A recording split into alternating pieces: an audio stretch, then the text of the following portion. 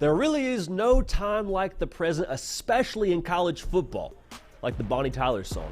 Who do we need now tonight? Who do we need more than ever? What teams have a now or never vibe to them heading into the 2024 season? College football is the greatest thing on the face of the planet, and we are lucky enough to cover it for our job. And we're lucky enough to have y'all a part of this show. It is Tuesday, June 4th, 2024, the last one on the face of the planet. College football, nothing but college football for the next hour or so. We're talking now or never teams. We're talking Florida's desired win total for the 2024 season. Joel Klatt of Fox. You know Joel Klatt from Big Noon, him and Gus Johnson called the biggest game of the week. He's got to take on his alma mater, the Colorado Buffs, and what they could do in 2024 and potentially what they could do within the Big 12 Conference that made some waves across the social media sphere last night. Also, Clemson. We love Clemson. Listen, I love Dabo on this show. A lot of people would say that Dabo Swinney is cringy. He's this, he's that. I just think he's authentic.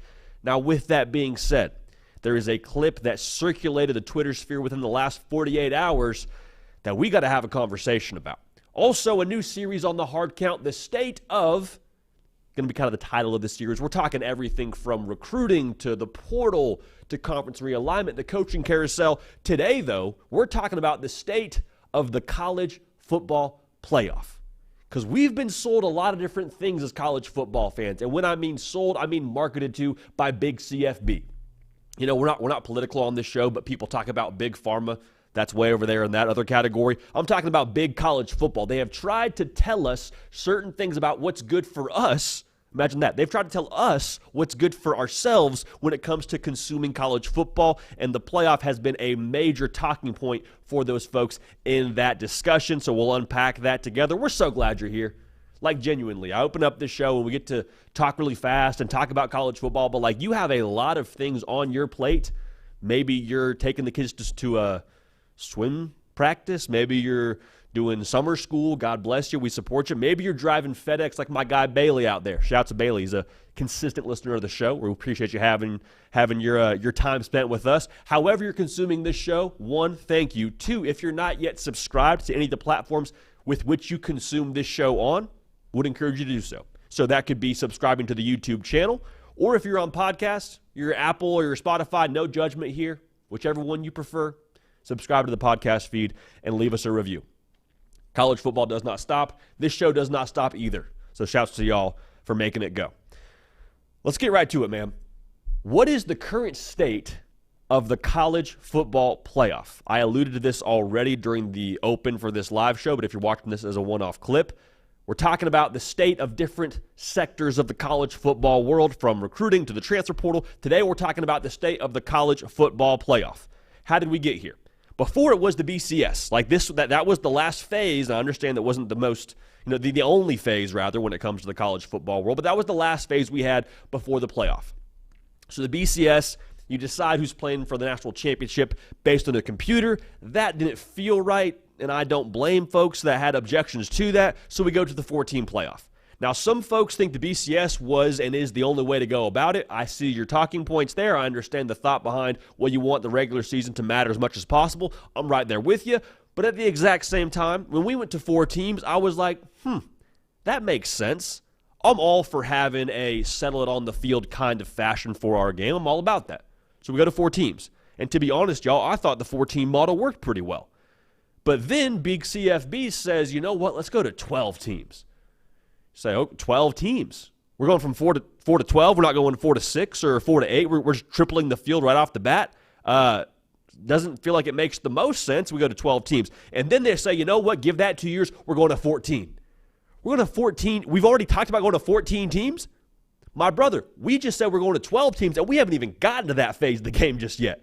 So we're jumping to 14 teams the next 2 to 3 years. That feels like a little bit of a knee-jerk reaction. It is what it is. The broad strokes feeling for me when we talk about the playoff is that we're a little bit out of control. This is not a doom and gloom segment. This is first world problems. College football is still the greatest sport on the face of the planet. All right? Make sure that's out there. But again, it feels like this is a runaway train and no one is driving this thing. Nobody is at the wheel. I'm concerned there's nobody that's going to be able to tell us here, all right, enough's enough, stop at 14 teams, hopefully. Like, who's the governor on this whole thing? And I think the talking point that we're being sold, going back to what Big CFB tries to tell us, they try and tell us, well, hey, listen, you get more teams, you get more games, you get more football. Isn't that what you like? You say you're a football fan. You really going to turn away more football? And the obligation within a lot of us is to say, well, yeah, I am a football guy. I am a football gal. I love my program. I want to see them play as many games as possible. Longer college football season, I guess I'm here for it. People on the outside see that and they say, oh, well, that's good they got a playoff. Every other, sport has a playoff. March Madness, they got their thing with college basketball. The NFL has their playoff. The NBA has their playoff. Also, it makes more money. So that should be good, right? Here's the issue with that. More money isn't always the point. And I'm not here to stand on my soapbox and preach the morality and be against money. We're a for-profit operation here on this show. Just full transparency. We operate to make money is the end goal here, right? That's the end goal when it comes to the bottom line. Obviously, we would do this even if they didn't pay us, but don't tell anybody that. The thought behind having more money being a good thing is true, but at the same time, it's not the end-all be-all. It shouldn't be the deciding factor with going to more playoff games. And my thought behind this has always been the same comp with college football and expanding the playoff as Yosemite and putting a roller coaster in the middle of that thing. If you love national parks, you love the Grand Canyon, you love Yellowstone, you love Yosemite, you love it not because it makes anybody money, but because of the natural beauty. Doesn't matter if there's some parts of it that are a little bit less kept. Doesn't matter if the water's a little bit cold in that waterfall. Also, again, it doesn't matter how much money it is or isn't making anybody that's overseeing that whole operation. But with that being the case, it's the same thing with college football. People love the regular season. They love the pageantry. They love the band. They love that every single week means as much as humanly possible to their specific team when it comes to their postseason aspirations, whether it be playing for a conference title game or playing for the college football playoff when it was a 4-team model. With the Yellowstone comp, it feels like someone just threw a roller coaster in the middle of Yosemite National Park. That's how it feels now with expanding the playoff. And it's like, well, why'd you put a roller coaster in the middle of a national park? It'll make more money. Yeah, it'll make more money, but you kind of just ruined this thing that we have always loved and enjoyed. No, here, you're missing the point. More people are going to come and enjoy this national park, and so everyone gets to enjoy Yellowstone. Isn't that great? Yosemite, isn't that great? Well, yeah, I'm glad that people are coming to see the natural beauty, but they're not coming for the natural beauty. They're coming for your roller coaster. Yeah, but again, it's going to make more money. You see what I'm saying here? We threw a college football expanded playoff into something that was already great, that was already, drawing a natural audience from the natural beauty that was the college football regular season and all that we've come to know and appreciate about the sport. And we're being told it's going to make more money, so that's why it should be something that we add into the future of this sport and kind of just slide into the fabric of this game. It's going to be great. It's going to be a lot of fun to watch those games, but is it really better because it makes more money? I don't know.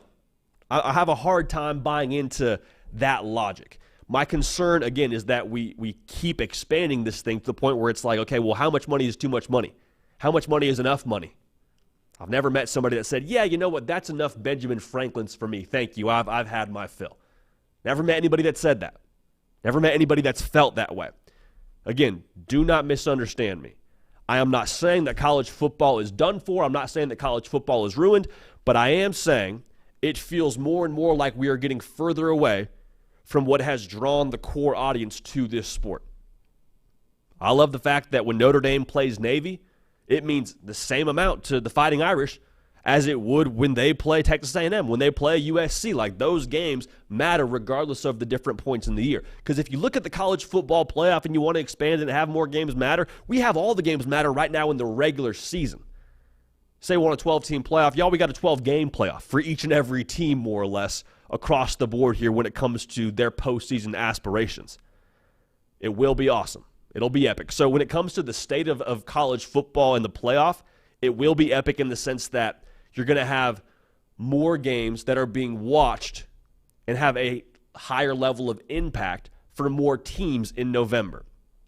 Now, the reality also is that you could probably lose 2 games and find your way into the dance and be just fine. Because that's the other thing Big CFB tried to sell us was, okay, there's more parity now. Don't worry. You're going to get more teams, more chances at a playoff, more parity. And it's like, yeah, I guess so. And that was one talking point you heard a lot from folks that weren't in SEC or Big Ten country.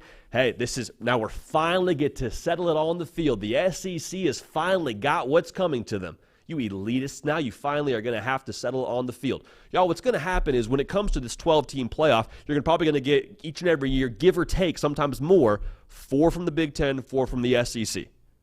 So those teams are actually just getting more shots on goal to win a national title. Also, those big boys, the Ohio States, the Georgias, the Michigans, the Texas, they're just going to get mulligans now. Whereas before, they had a smaller margin for error during the regular season. If you had a bad Saturday and you dropped a game, hey, I don't know what your postseason chances are to make the college football playoff. If you drop that one game during September, it impacts what you do in December and January. Now you can drop a game in both September and October and still find your way to the college football playoff, go on a run and make some magic happen. You also heard, the Cinderella story. That's why we need the 12-team playoff. Look at March Madness. Don't you love watching Steph Curry and Davidson go on a run? Yeah, that was awesome, but that's college basketball is not college football.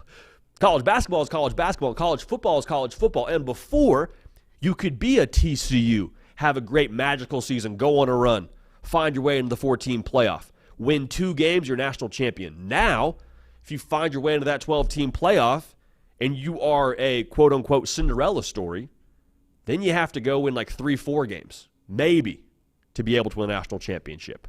Closer to 4. It's good for business. I'll make sure I say that too. It is great for business that we got a college football playoff having more games. We're going to get to talk about college football for a longer period of time on this show. We'll have more games to break down. It'll draw more intrigue to the channel. But again, the direction of college football continues to look a whole lot like that game they play on Sunday. And I appreciate the Sunday game, man. I grew up an Atlanta Falcons fan. I was in Atlanta when Mike Vick was tearing it up. Man, that was a magical time to watch the NFL. I'm all for it. However, college football is different than the NFL, and college football fans, we like it that way. We like that you don't get Script Ohio on Sunday. We like that you don't get to see the whiteout at Penn State on Sunday. We like that there's bands. We like the different quirks that come with traditions of college football. The Saturday game is not the Sunday game. And the more that we try and make the Saturday game like the Sunday game, I think we're starting to get further and further away from what made this sport what is already so magical and has drawn so many of us in, the core audience. So I'm not saying that college football is done for, we're going, off a cliff. It's going to be great. It's going to be fine. But the direction to me with this college football playoff expanding and looking more and more professional, I'm just saying it's a little bit concerning, makes me feel uneasy. So we'll leave it at that. Hey, glad to have you all dialed in, man. Glad to have you all a part of the show. If you're watching live, little thumbs up icon under the picture. Give it a little tap for us. Go ahead and like that. Let's get this thing over 100 before we get off the air. We appreciate you so much for that. Hey, speaking of feeling uneasy, Nick, this past weekend, right after the Elite Series, phone just decides to stop working. So praise the Lord it didn't stop working during the week, during the event. Phone stops working on Friday night, Saturday night. So I go get a new phone. It's all good. Get it taken care of from Verizon. But the phone case they wanted to charge me for in the store is $50. I'm like, dude, $50. I can get one on Amazon for 10. So that's what I do. I go to Amazon, order it. It's going to take 3 or 4 days to get there. So typically I'd be up here with my phone. I'm not up here with my phone because I am holding that thing like a newborn baby, like an egg that I'm worried about cracking because I got to make it another 48 hours now without cracking that phone.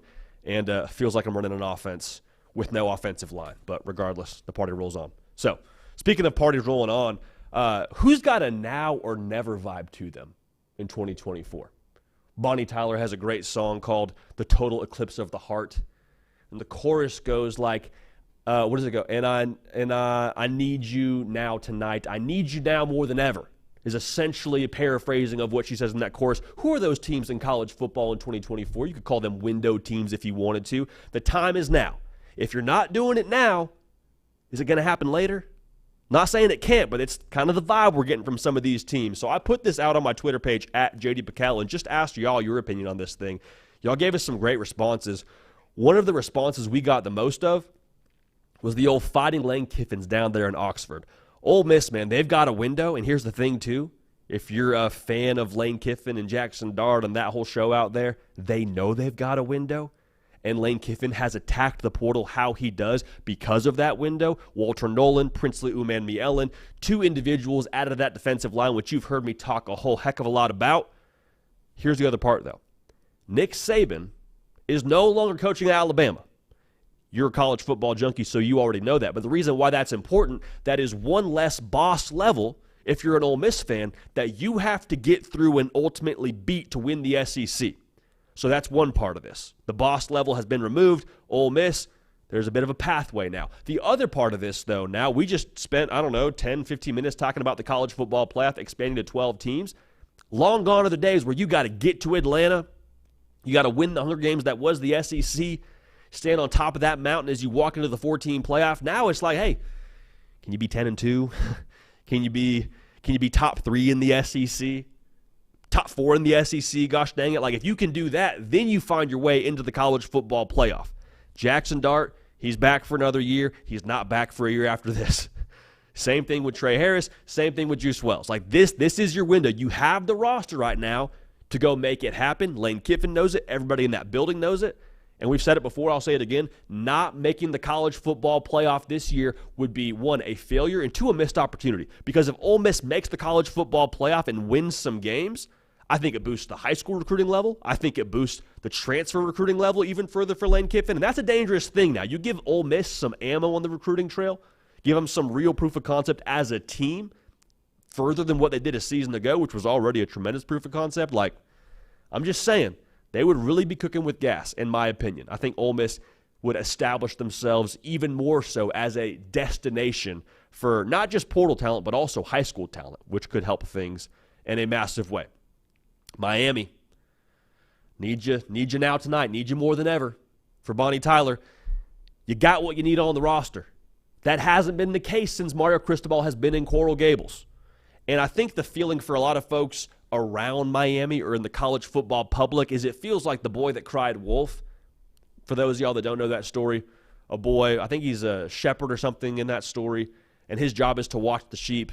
And he goes to the town 2 different times and tells them there's a wolf coming when he was just playing a practical joke. Then that 3rd time, the wolf actually does come and devour the entire herd, but nobody is paying attention because they're like, this guy always says that. He always says there's a wolf coming. They always say Miami's up to something. They always say they're going to do something. Y'all, I'm just telling you, the same way that wolf actually showed up that 3rd time around, Miami, I think, actually has the roster to make some real noise here in year 3 for a couple of reasons. 1, they have a year 3 roster under Mario Cristobal. Like, when he took this job to go to Coral Gables from Oregon, there was no wondering about what he would bring to the table. We knew he would add dudes. He would add talent. He's done that. He's done that for several cycles now. And also, he's got the portal in his back pocket, which he's used to his advantage. And they've added some really key pieces, including a Damian Martinez and a Sam Brown to that offense to help Cam Ward. We'll get back to Cam Ward in a second. The other part about being in year 3 under this staff and under Mario Cristobal specifically, year 3 culture is now in place. So I think they're tough, both mentally and physically. I think there is a way of doing things at Miami that has now been thoroughly installed and solidified, and that matters. That 110% matters when it comes to what you do on Saturdays. Cam Ward, he's here for a good time, not a long time, brother. Like, let's call a spade here. Cam Ward, he's there to play 12-plus games and go to the league. You don't get him next year. So you got this roster in year 3, this culture in year 3, and a quarterback who can make it all come together. Can you capitalize? Because if you can't do it this year, I'm not saying it can never happen, but it does have this feeling of, all right, if it doesn't happen this year, when's it going to happen? Right? Because it all feels teed up to make some real noise. Also, last thing I'll say about Miami before we move on, the ACC is wide the heck open. Clemson, who knows? Florida State, really talented, but again, who knows about all the unproven production?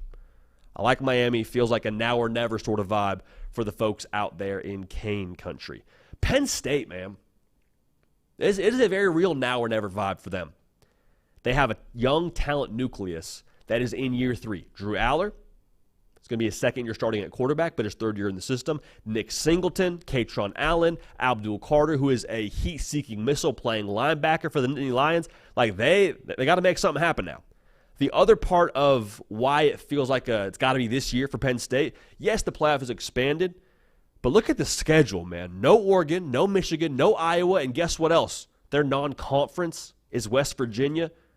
I love country roads as much as anybody else, but I think Penn State should probably handle business there. Then you get Ohio State at the crib. Come on now. I said it before, and I'll say it again. They should be 11-1. Look at what's on paper. We'll pick those games when they get there, but right now it feels like Penn State should be an 11-1 football team. 11-1 in the Big Ten, that's getting you probably to Indy, and it's more than likely getting you into the college football playoff. If not now, then when? If not now, then when?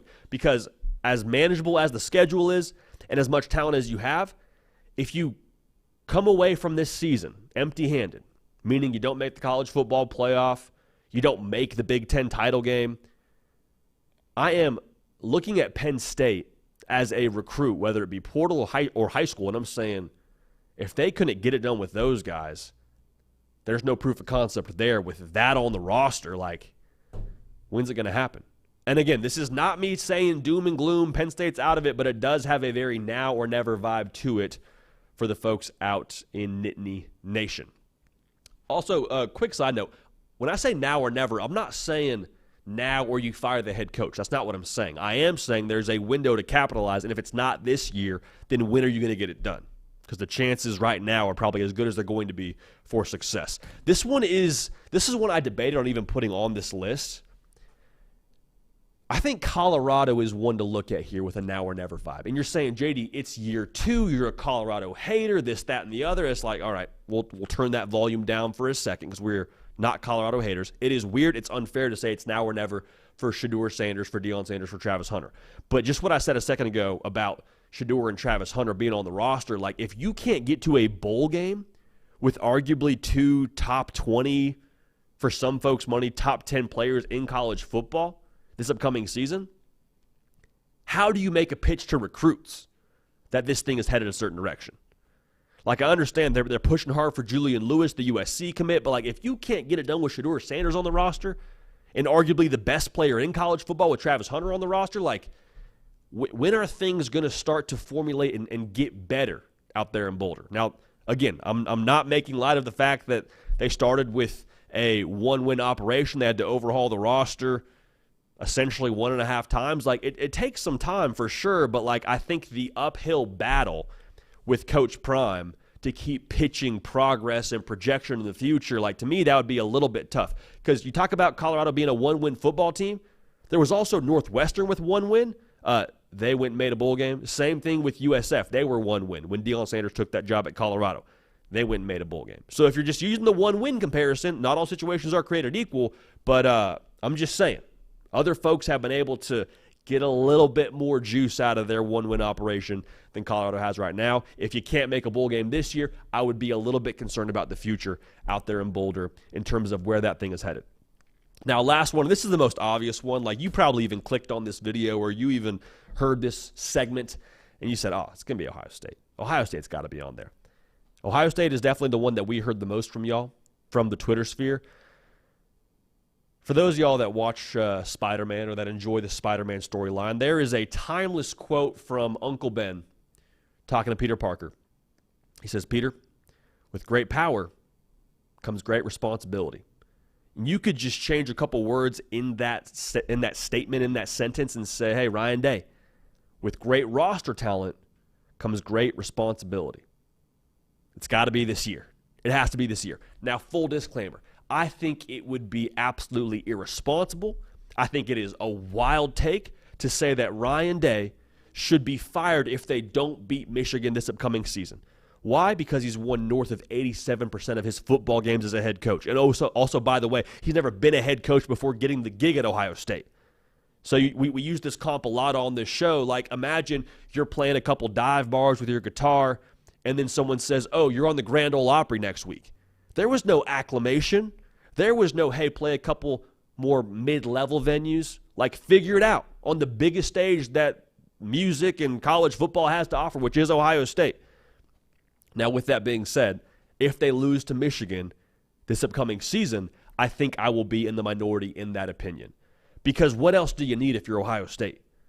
mean, you got the best backfield in America for my money. You're going to have, on paper, the best defense in America, or darn near close to it, with all those guys coming back and sprinkling in Caleb Downs from the transfer portal. You went and got a quarterback that I believe is an upgrade in Will Howard. You have one of the best, if not the best, wide receiving corps in America.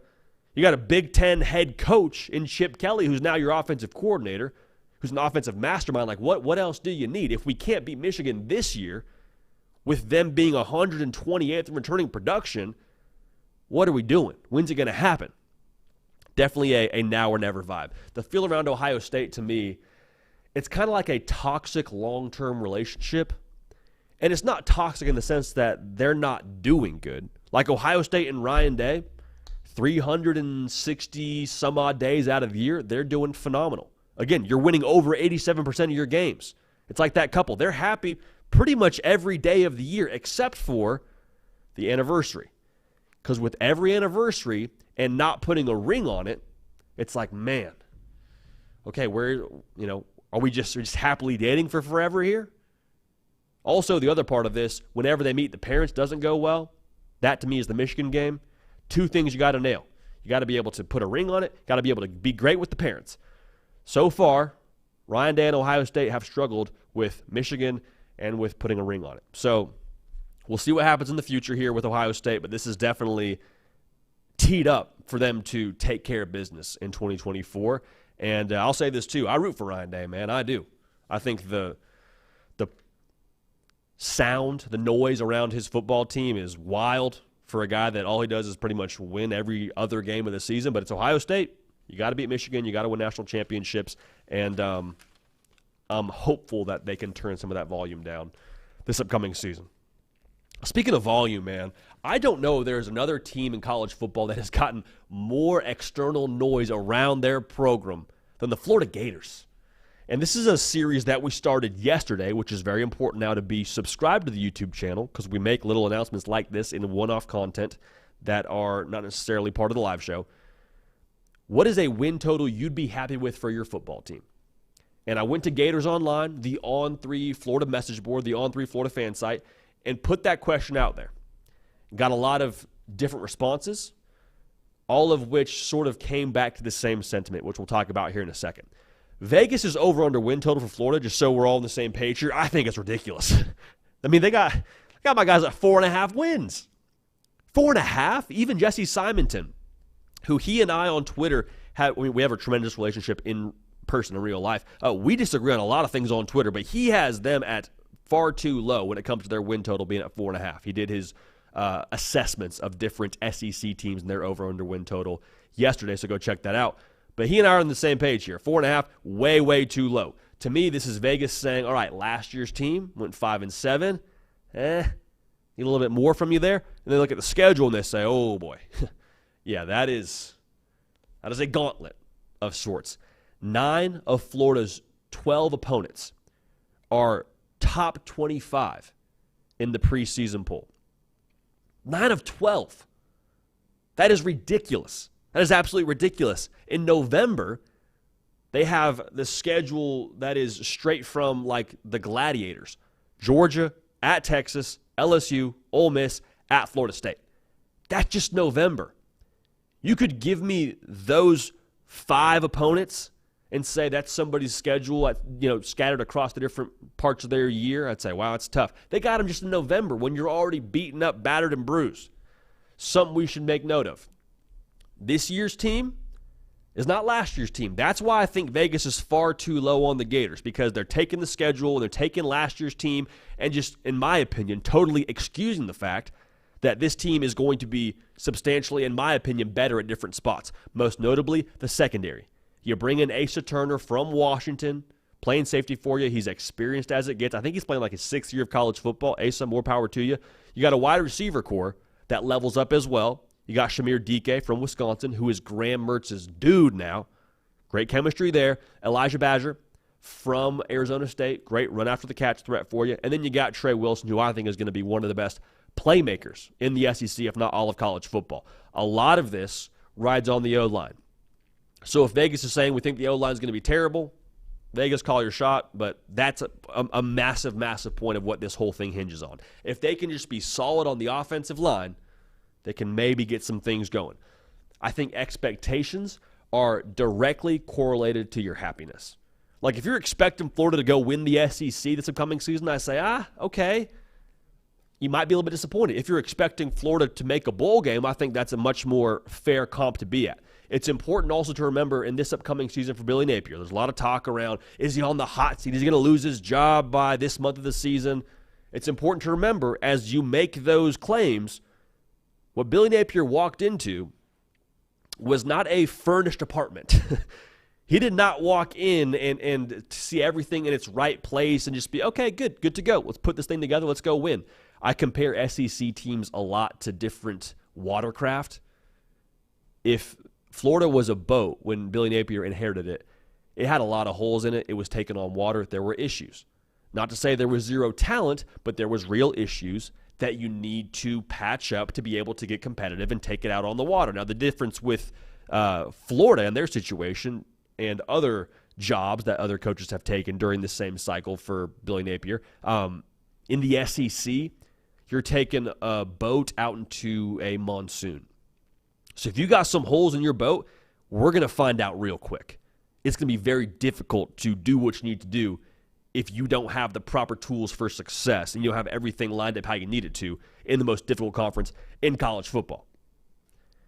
So what is this year about for Billy Napier? Going back to the whole question we're answering here, what would you be happy with if you're a Florida fan?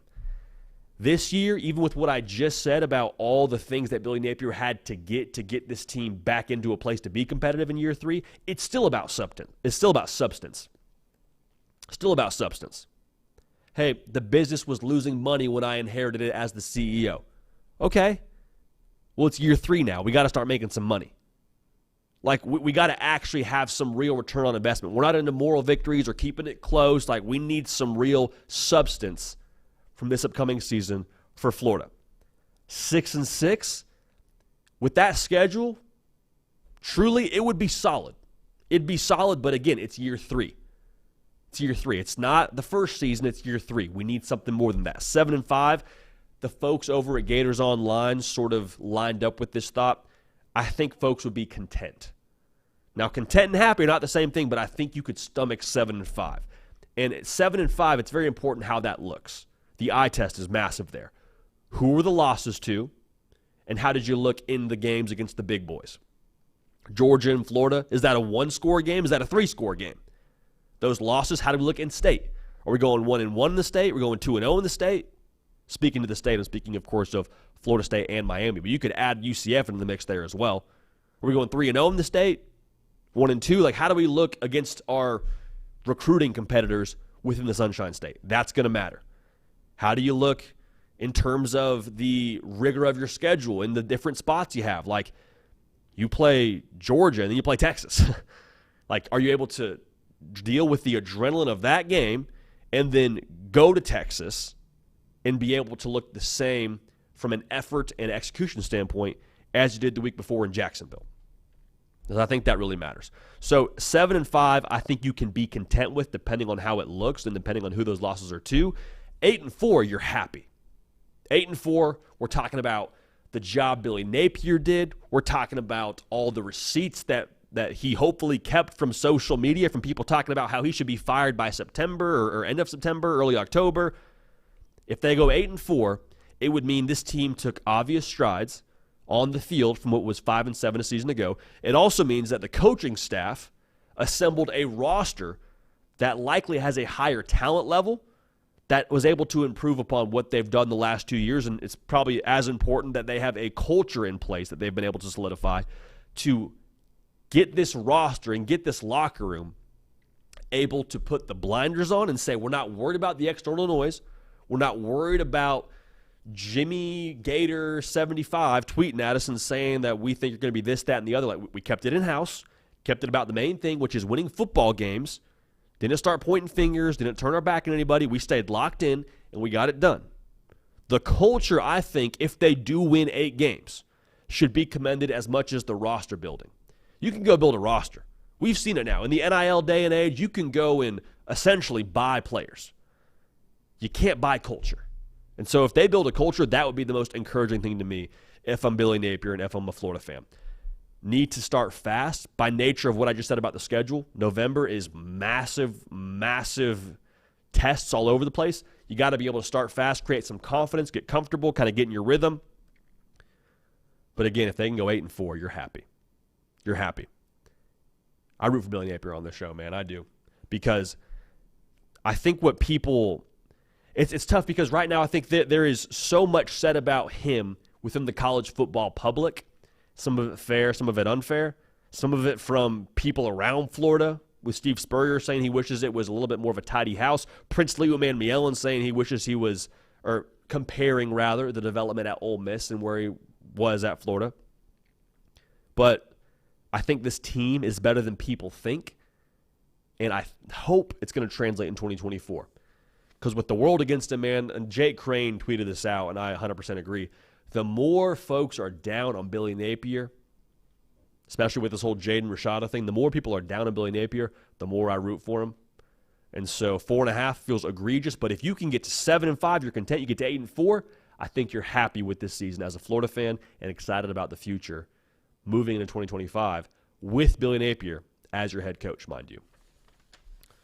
So Gainesville, man, the most fascinating location across the country in the college football atmosphere, college football map. It's one to watch without a doubt. Now, Joel Klatt is, I think, arguably the best analyst in all of college football. It's probably him and Kirk Herbstreit. It's a taste test if you ask me. He went on Colin Cowherd's show yesterday on Fox, FS1, which I interned with FS1 Undisputed, not on the Herd, but watched the Herd a lot. And he went out there and said that he believes there's a chance Colorado is competing to get to the Big 12 title game. Calling his shot. We love it. And I think a lot of folks do a quick Wikipedia search on Joel Klatt and say, oh, he played at Colorado. Of course he's going to say this. I'm going to go ahead and give Joel Klatt the benefit of the doubt that he's just a professional, and I don't think he's, carrying water for his alma mater. I don't think that. I think he's legitimately saying he thinks there's a chance this gets done. The over-under win total in Las Vegas for Colorado is 5.5 wins. Their odds to win the Big 12, which is not what Joel Klatt said. He said make the Big 12 title game. But assuming they win the Big 12, the odds for them to do that are plus 4,000. Their odds to make the college football playoff are plus 2,200. Joel Klatt, again, did not predict that Colorado was going to make the college football playoff and win the Big 12. He was purely speaking to their path to making the Big 12 title game. I'll read off what he said on that show right now. So Joel Klatt says there is a scenario now where if Shedeur Sanders is healthy and they maintain some of the health with the guys on the outside, Travis Hunter, who I think is one of the best overall players in college football, there's a chance that Colorado is competing to go to the Big 12 championship game. Again, he's not calling his shot. He's just talking us through how this could happen.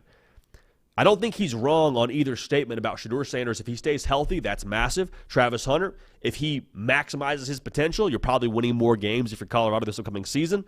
However, I don't think either of those are the catalyst to Colorado getting to Jerry World into a Big 12 title game.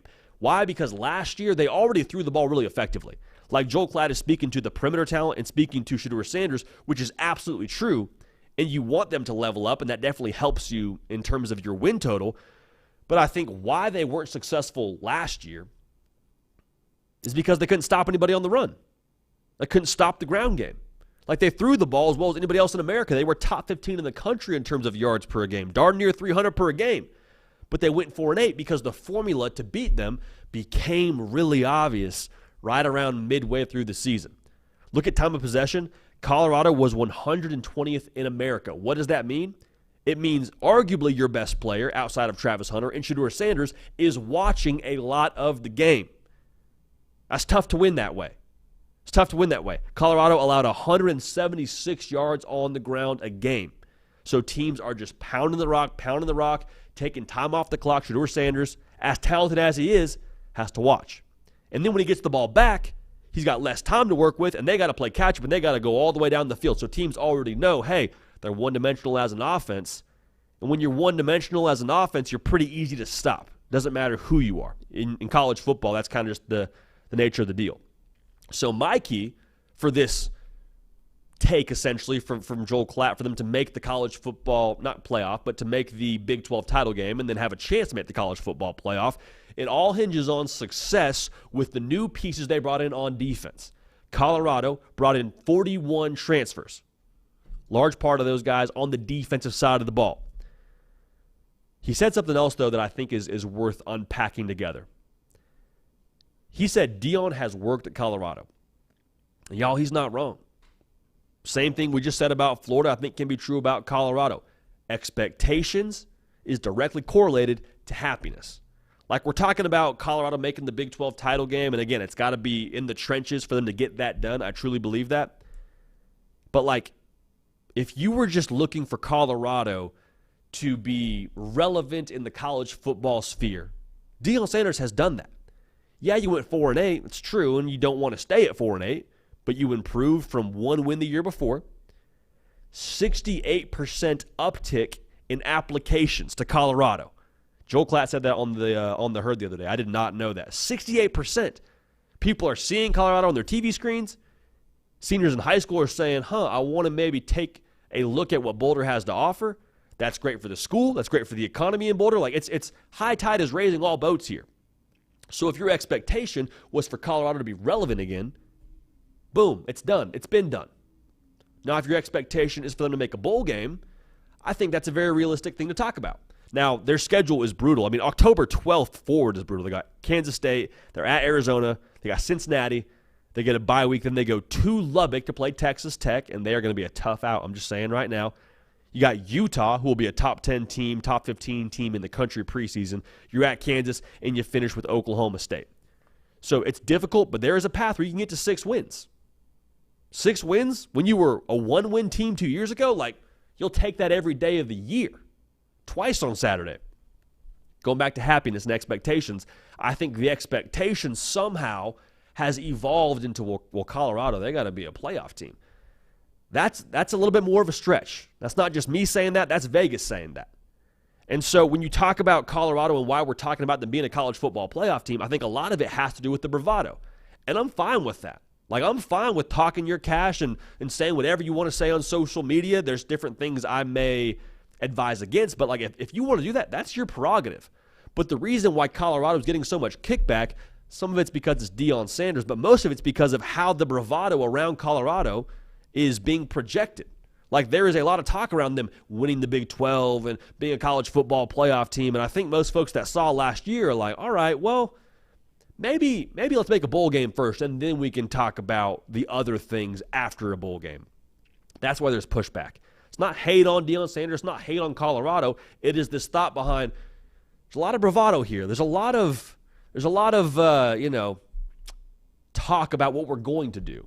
We haven't done a lot of that just yet when you look at the 4-8 record or resume so far. But if the expectation was for Colorado to be relevant again, boom, check that off the list. We said it mid-season last year, regardless of how they finished out. Last year, I think, was a success for Deion Sanders. However, if you're expecting a Big 12 title berth, it's got to be in the trenches. That is the end-all, be-all. That is the key to this whole thing. But again, Colorado, man, another talking point, another fascinating team. This is a show where we might have just included the 2 most fascinating teams in college football with Colorado and Florida. Ohio State, if you want to count the 3rd most. I mean, a lot of intrigue today on the show, so we're glad to have you with us. Hey, make sure you're subscribed as we move forward here into this show. Little button under your picture there if you find the subscribe button to the On3 YouTube channel, just so you don't miss anything, all right? Just making sure we're all together here moving forward. So this show is a little bit unique in the sense that we cover everything college football. Like we talk about the games, we talk about the coaching carousel, yes, but we also talk about the college football streets essentially, which to me is like the social media side of college football. And there was a clip that came out the other day around Dabo Swinney and his interaction with a recruit. A little bit of context. This is an official visit weekend. The player you're going to see in this video is a 4-star offensive tackle from Buford, Georgia, Braden Jacobs, who is the son of New York Giants running back Brandon Jacobs. Braden Jacobs has been committed to Clemson now since January in this video. He's out there for his OV. Let's take a look at the clip. Hey, what's up, guys? It's Braden Jacobs checking in at Clemson's official visit weekend with my best friend and head coach, Dabo Swinney. Hey, and I'm Coach Dabo Swinney, Clemson football, hanging out with Braden Jacobs. the best. 5-star. You 5-star? You're 5-star in my book. I should be a 5-star. You're a 10-star. 10-star in my book. What do you think? You ever seen a bedazzled football? I've never seen a bedazzled football. First one. Hey, and you know, we got another. Well, he's on the other side, so Yeah, well, is it doesn't okay matter. to be in your? Still going to Is Clemson. it okay for Warren to be in your video? Still going to Clemson. You so be in the doesn't video? matter. A lot of battles between these two one day. A lot of battles. A lot of battles. Always be the best place to go. Go Tigers. So you watch that video, and the overwhelming response on social media was, Dabo, he's a little bit cringy, right? Because there's that old TikTok video, too, where it's like, hickory dickory dock, the mouse ran up the clock, and Dabo Swinney's on TikTok. Like, there's a very strong dad humor to Dabo Swinney. And that was what I think hit the timeline pretty strongly. And to me, like, I'm just going to be honest, I have no problem with Dabo being cringy. Is he cringy? Absolutely. Tell you what, though, some of my best coaches, some of my best teachers, they're pretty cringy too. And to be cringy to me means you are willing to be authentically yourself. You're cool with the response, all right? Like, you're not worried about how everyone else is going to receive it. Like, it is what it is. You're good with it. You lean into it. I have no problem with Dabo doing that because that's Dabo being Dabo. And to me, I think that's phenomenal. However, my bigger issue with this video is that this is a guy who's been committed for 4 months. It is his 4th time visiting. He is one of 2 offensive line commits in your 2025 class, which only has 11 commits. And we don't know my man's name? I mean, tell me if I'm wrong here. I watched that video back. I watched it back multiple times. I sent that video off to several different people and said, am I crazy or does he not know his name? Didn't look like he knew who he was talking to. Didn't look like he knew who my guy was. And the problem is there that this is not a forgettable recruit. This is Brandon Jacobs' son, again, an NFL player. This is a guy who lives an hour and a half from campus. This is his 4th time visiting. And again, if you're Clemson, the reason why I have a bigger issue with this than if it was another school, say it's Alabama, Georgia, Texas, whatever school, like Clemson and Dabo Swinney markets themselves as the relational school. We've heard Dabo say it many times. We are not a transactional place. If you want to be valued, if you want to have a real relationship with your players and you want to be known, come here. That is essentially the selling point. The family pitch is what Dabo Swinney and Clemson have made many and many a time. And I'm not saying that's not still the case at Clemson, but I am saying this is a bad look. This is not a great look for me personally if I'm watching this back. The pushback you'll hear here is like, hey, he's a head coach. He's got a million things going on. He's got a million names to know. Absolutely you do. 100%. I don't want to discredit that. I struggle with names. Like, I will meet people like 2 or 3 times before I get their name down. But by the fourth time, I will know your name. And if you are committed to play football for my school and you're one of 2 offensive linemen and you're here to visit the school officially, not at a camp, not like some unofficial visit weekend. It wasn't some surprise visit where there's like 300 people. It's like, no. This is an official visit weekend. He's been committed for 4 months, visited for the 4th time now, and we don't know his name. And our whole pitch is to be relational and not transactional. This, to me, is a little bit concerning. Again, I am not saying that Clemson is going to be bad because of this video. I am not saying Dabo Swinney is not going to work out at Clemson long term. But I am saying it's just interesting. Very, very interesting. If your differentiator over the other places are, we're not doing the portal, we're doing a relational thing, but you don't know my man's name, and he's been committed for 4 months, you only have 11 commits, that's where I start to have a little bit of an issue here. A little bit of an issue. Some folks are going to say, well, he's not on the roster yet. Y'all, I'll just tell you this. As a freshman, you do not matter more as a freshman than you do as a recruit. To the average staff, I should say. And that's not me speaking with direct knowledge of how Clemson does things. I'm just saying when you get to college as a freshman, you are bottom of the totem pole. When you're being recruited, like everyone wants to shake your hand, everyone wants to chop it up. Like this should be the time where they know my man's name. The first day of summer workouts, then maybe we don't know your name. But when you're there for the official visit, you've been committed for 4 months?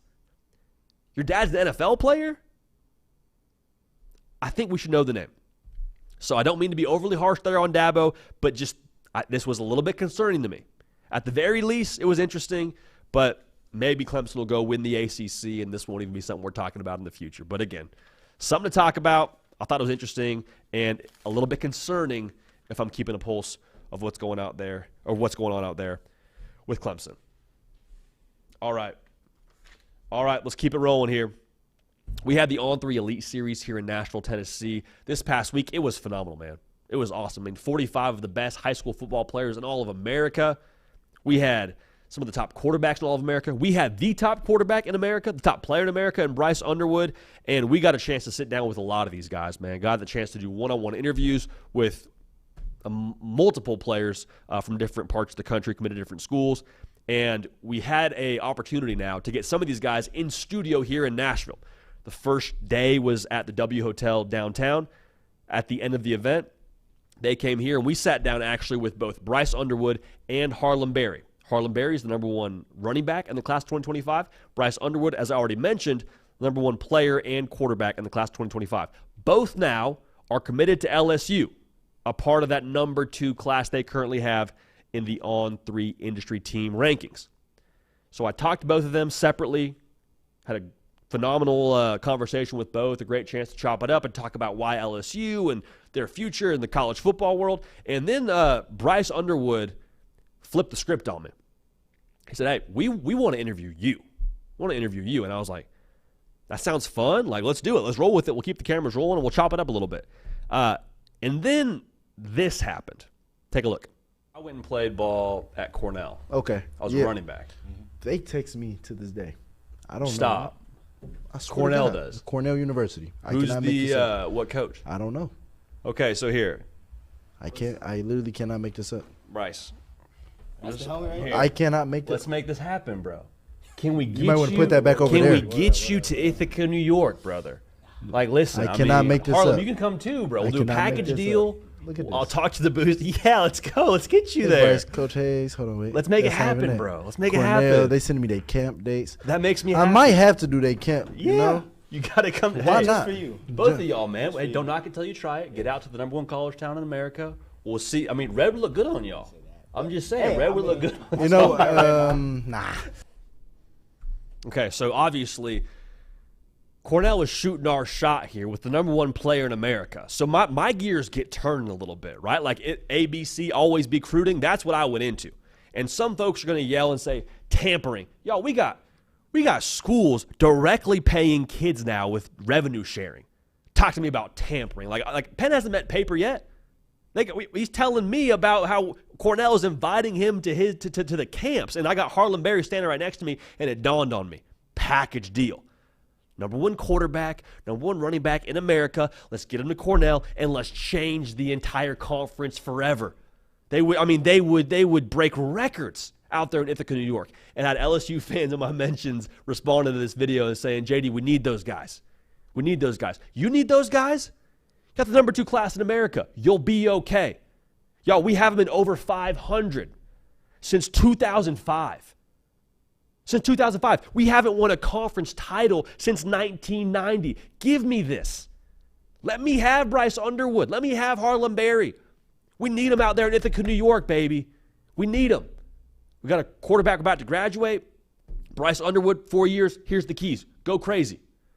Boosters, if you're a Cornell booster, you're watching this right now. Listen, I've seen the endowment numbers. I have. I've seen them. Last one I saw, according to the school newspaper, was like $386 million last year alone. Split that in half. The science wing will be okay. The hotel school will be okay. Give it to Harlem Berry. Give it to Bryce Underwood. Can we get that done? Can we get that done? All right. We said we want to be good in sports. We want to be good in football. Put your money where your mouth is. Put your money where your mouth is. Go get the number 1 player in America. Get the top running back in America and bring them to Ithaca, New York. And, I mean, I went right into recruiting mode. I said number 1 college town in America. If they want to do hotel administration, number 1 hotel program in the world. Great engineering operation out there. Number 1, I think it's number 1 agriculture school in the world, or we're out there somewhere. I'm just saying, let's make something happen here. I will roll through broken glass from Nashville, Tennessee, all the way to Ithaca, New York, if we can get the deal done. So I'm just saying, I think they're both probably pretty locked in to LSU. Neither of them seemed interested in the slightest. They're both definitely LSU commits and going to stay that way, it looks to me. But can't blame us for trying. Can't blame us for shooting our shot. You know what I'm saying? Got to do what we got to do. Got to do what you got to do. Always be prudent. And shout out to Cornell again for trying to get my man Bryce Underwood to come to camp. All right.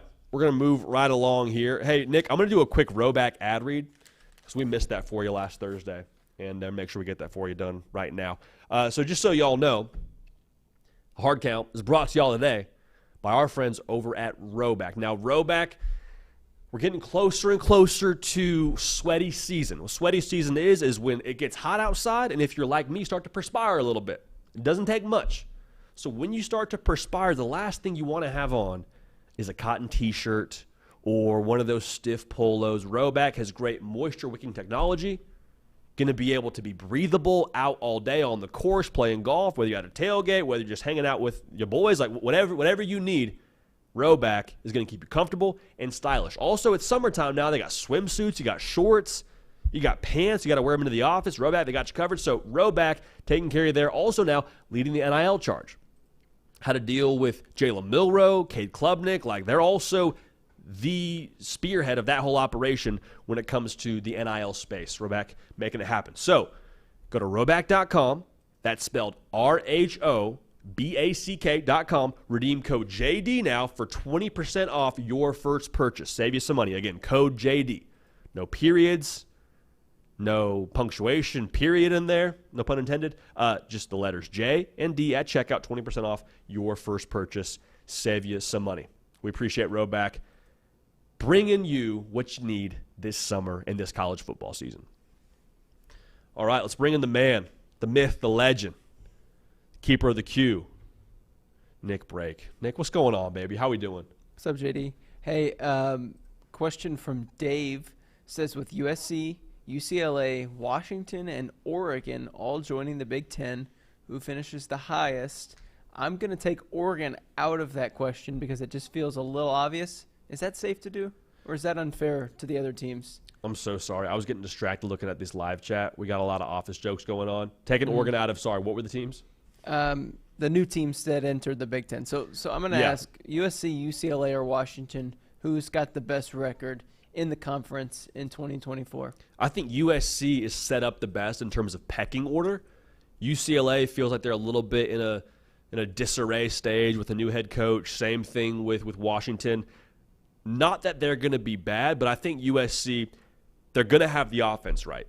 I feel confident in saying that. Miller Moss, not Caleb Williams, but I think we can give Lincoln Riley some benefit of the doubt there. If the defense can be improved upon, which is the if we've been saying for the last, 2 years, I think USC will be in better position than those other two. But Oregon, you're right on the money. They are the team entering into the Big Ten that should pose the greatest threat to win that conference. Hey, we've got two people in the chat today who've been around since probably the 2022 days of the hard count. Wow. Drago and Rocky Top Tom both asked about Tennessee. First, Drago says, hey, JD, hope you're doing well. Jarago wants to know about Tennessee's secondary moving forward, whereas Rocky Top Tom wants to piggyback on that and say, with the context of the now or never teams, where do you put Tennessee in this conversation? Yeah, so Tennessee replacing essentially the whole secondary. The good news if you're a Tennessee fan is the secondary wasn't really the calling card for that defense anyway. So got some portal action there. It's got a mesh, but you feel pretty good about that front seven. You definitely feel good about James Pierce. Tennessee, to me, is not a now or never team because you got Nico for at least 2 more seasons. So I would maybe be a little bit patient with him, especially early in the season, let him get his feet underneath him. It's not a question of ability. He is got all the giftings that you need to be successful as a quarterback in the SEC. It's a matter of how quickly does he acclimate to the college game and do his playmakers on the perimeter translate how I think they're going to translate. So I don't think it's now or never for Tennessee this year. I think next year maybe you feel a little bit more sense of urgency. You definitely would like to see them lay a pretty solid groundwork, though, for the future of the Nico era. But there's no reason why they can't make a run this year. I mean, they got a lot of tools. They got Nico. We'll see. We'll see. JD, the truth wants to know, what's the in your eyes, the perfect quarterback size? Ooh, perfect quarterback size. Got to have big hands, right? Like, that's what I hear. You got to have the big old hands to spin the rock. You know what? I'll go big. I'll go like 6'4". Like, I think at that, but you got to be able to move a little bit. Like, I need some athleticism. I need some jitterbug to you. I need to be able to stand in the pocket, see over the line, and the big size of the body probably means you got some ability to probably wheel it around pretty good too. Like, you probably have the ability to flip the hips a little bit and get some torque behind the football. So I'll go right around 6'4", Nick. Do you have a preference there? I know you're a Josh Allen stan. So are you going like 6'7"? You're going big. 6'5", okay. 240 pounds. Need him to move a little bit though. I mean, Josh Allen. That's it. Josh Allen. I like a Will Levis kind of quarterback too. Yeah, a little bit. Like I need a little beef. Like, people were dunking on Pat Mahomes, not to get too far down the NFL rabbit hole, of how he looked when he showed up to camp. It's like, dude, that's how I want my quarterback to look. I don't want him to be 115 pounds out there playing. I want my guy to be able to take a hit or two. I want him to be able to enjoy a few chicken wings and be able to make some plays in the pocket back there. Is that too much to ask? I don't think so. I don't think so. JD, 2 more questions, good? Love it. Acrylic wants to know about Simeon Barrow, since the reports that I've seen that he left Miami. Would he still be able to transfer? What's his latest? Just says the defensive tackle market was insane last spring. It was wild, man. It was absolutely wild. Now all of a sudden, LSU not looking so crazy for not wanting to shell out big bucks to go land one of those defensive tackles. That's not me giving you a valuation on what a player is or isn't worth, but I'm just saying, Simeon Barrow, the report is that he may or may not be with Miami when they open it up against Florida. Talk to Pete Nakos about this very topic, actually, because it is so touch and go, and I don't want to say anything too definitive, because as of right now, I don't know what he's going to do. If he were to leave Miami, the school you hear about is Missouri. I'll leave that over there. But if he were to leave Miami, he would have to, quote-unquote, walk on somewhere. Now, I'm sure walking on in the NIL day and age is very different than walking on, however many years ago, 10 years ago. So take of that as you would. I'm fascinated to watch how this whole thing happens. I'm also curious to learn more and more why he would leave a place like Miami and why it wouldn't be something that would work out there. So we'll see. We'll see. When we get more information, we get more intel, something more final for you, we will break it down together, and there's a good chance to bring on Pete Nakos, who is the czar of the portal. Mm-hmm. Cool. Hey, Ferris and Jonathan, come back tomorrow. We'll get those 2 questions in the live chat. I know you guys will both be here, usually are, but I do want to ask this question from Jared Stidham today to end the show. What 6-year player do you have your eyes on most this season? I love Super seniors. I love it. I love it. From Christopher Jordan. I'm not saying. I'm just saying. He's right. That's absolutely the case. 6th-year senior, I'm watching most closely. Got to be Dylan Gabriel. Got to be Dylan Gabriel. Because if he hits in a big way at Oregon, they have the defense and they have the talent around him to make a real run at a national title. Now, I think they have a chance to make a run at a Big Ten title as well. That game October 12th against Ohio State, when they come to Autzen to play the Ducks, will be cinematic in every sense.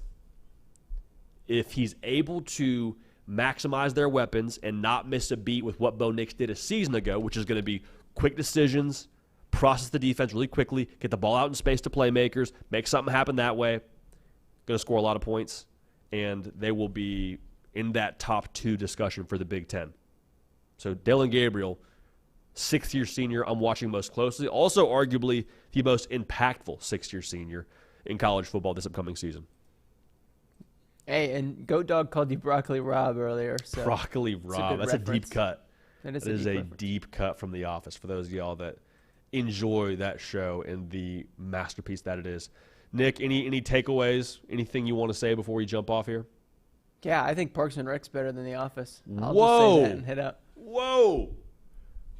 Fire flames. Yep. From Nick Brake. Nick, appreciate you, brother. See ya.